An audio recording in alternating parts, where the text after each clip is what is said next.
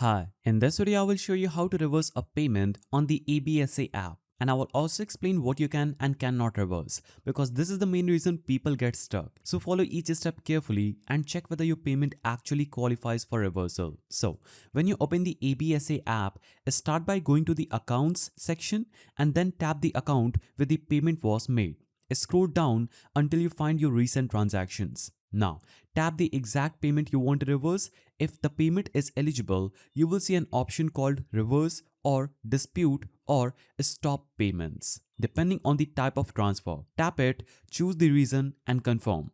If it's a debit order, it reverses instantly. If it's an EFT, ABSA sends a request to the receiving bank and it can take a few hours. But here's the important part. You can only reverse certain payments like debit orders, accidental debit pulls, or unauthorized deductions are reversible. But normal EFT transfers, payments to the wrong number, or instant money transfers usually cannot be reversed if the money has already reached the other bank. In that case, your only option is to contact ABSA support through the in-app chat or call them and ask for a recall payment request. So that's the correct way to reverse money on ABSA app. If you found this guide helpful, please don't forget to give it a thumbs up and thanks for watching.